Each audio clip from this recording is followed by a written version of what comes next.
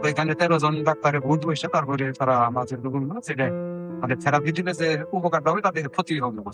সেখানে 13 জন ডাক্তারের বোর্ড বসে দেখছেন, যেখানে তারা বলছে যে থেরাপিদের উপকার আছে, ক্ষতি বেশি হবে। তখন আপনারা কি সিদ্ধান্ত দিল? ওনারাই বলে দিচ্ছে যে আবার আপনারা অপারেশন 4 মাস চিকিৎসা হয়েছে, 3 মাস 3 মাস হয়েছে, এখন রিপোর্টে আসছে সম্পূর্ণরূপে ভালো। আপনার নাম? মোহাম্মদ ইসমাইল হোসেন। আপনার পিতার নাম? আব্দুর রহমান। আপনার মায়ের নাম? আমিনা বেগম। গ্রাম? হাবলা পূর্বপাড়া। Post office? হাবলা। থানা? থানা কোথায়? বাসাই। জেলা? টাঙ্গাইল। আপনার যে রোগী, আপনার কি হয়? নাতিন। আপনার নাতিনের কি হয়েছিল? আমার নাতিদের সর্বপ্রথম 1.5 বছর আগে মানে জ্বর আসে আর কি। জ্বর আসে চিকিৎসা গ্রামের কাছে সাড়ে না করে টাঙ্গাইল টাউন হাসপাতালে ক্লিনিকের ডাক্তার যে 8-10 জন ডাক্তার দিয়ে 10টা ক্লিনিকে মানে জ্বরের চিকিৎসা মানে জ্বর আসে, আপনার জ্বর কোনোভাবে যায় না। অলরেডি 8-10 জন ডাক্তার দেখেছেন, কোনোভাবে জ্বর যায় না। তারপর আপনি কি না সেভাবে সেল মার্কেট এইভাবে 4 মাস শুধু জ্বরেই ভুগছেন। জ্বরেই করছে তারপরে শুকিয়ে মনে করেন রক্ত করে গেছে একবার রক্ত উঠছে তারপর রক্ত কমে গেছে, রক্ত বসে, ডাক্তার বলেছে রক্ত বলছে সেটা আর জ্বরে রক্ত বলছে তাও আর জ্বর তাও জ্বর থামে। পরে এক ডাক্তারে উনি ওই ঢাকা শিশু হাসপাতালে রেফার করে দিয়েছে। আচ্ছা। এবার চিকিৎসা করে ওইখানে নিয়ে গেছি, ওইখানে ডাক্তারের দিয়ে আগে সুস্থ রিপোর্ট টুকুট দিয়ে তারপর আল্ট্রাসাউন্ড গ্রামে গেছি কিংবা ওই ক্ষেত্রে আল্ট্রাসাউন্ড গ্রামে মানে আসছি কিছু আমাদের এইটা নিউজ দেবে টিউমার ওইটা ওই শিশু হাসপাতালে অপারেশন করছি। অপারেশন করার পরে অপারেশন করে সবটুকু বের করা হচ্ছিল, এটা নারী কুটিয়া সিয়ে গেছে বের করা ছিল। তারপরে ওখানে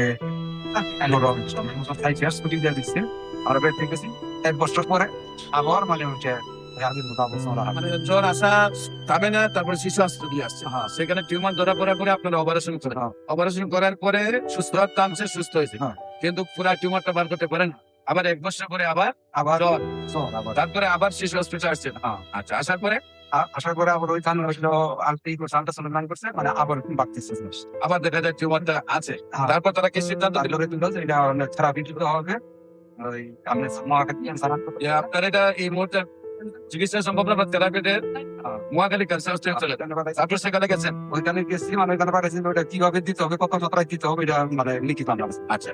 তো এখানে 13 জন ডাক্তারে ভূত বসে তারপরে তারা আমাদের রোগগুলো সেটা মানে থেরাপি দিলে যে উপকারটা হবে তাদের ক্ষতি হবে না। সেখানে 13 জন ডাক্তারের বোর্ড বসে দেখছেন, যেখানে তারা বলছে যে থেরাপিদের উপকার আছে, ক্ষতি বেশি হবে। তখন আপনারা কি সিদ্ধান্ত দিল? ওনারাই বলে দিচ্ছে যে আবার আপনারা অপারেশন আবার আপনারা ওই শিশু হসপিটালে অপারেশন করেন। এটা বলে দিচ্ছে। পরে আমরা চিন্তা করলাম ব্যক্তি গেছি, ব্যক্তিদের চিন্তা করলাম এইভাবে বছর যদি অপারেশন করে তাহলে তার চিকিৎসা দিয়েও সমস্যা আবার রোগী তো আর কয়বার অপারেশন করা সম্ভব। পরে এর মধ্যে আমি বলি যে আপনাদের একটা ওই মোবাইলে একটা দেখছি, দেখে তারপরে মনে করেন যে 1 দিনের মধ্যে আমি এখানে যোগাযোগ করে এইখানে একবার আসছি, এসে প্রথম তারিখে নিয়ে গেছি। নিয়ে যাওয়ার পরে 3 মাস খাওয়া শেষ হয়েছে। এই যে গত জ্ঞান পরীক্ষা করছি টাঙ্গিয়ান গালটা সংগ্রাম করছি, ওটা আর এই নাই আর এই 3 মাসে আমাদের ফিজা পাওয়া যায় নরমাল রিপোর্ট আসছে। এই রিপোর্টে আছে যে সম্পূর্ণ ভালো নাকি? আর এর আগে রিপোর্টে ধরা পড়ছে যে আছে যে এখানে সম্পূর্ণ রিপোর্ট আমাদের সামনে রয়েছে। সম্মানিত দেশবাসী, বিশেষ করে ওনার 1 বছর আগে একবার টিউমারটা হয়েছে, সেটা অপারেশন করতে হচ্ছে। আবার 1 বছর পরে টিউমারটা হয়েছে, তখন ডাক্তাররা বলছেন যে অপারেশন হবে না, কেমন লাগবে। ডাক্তার বোর্ড বসে বলছেন যে কেমন হবে না, তাকে অপারেশন করতে হবে।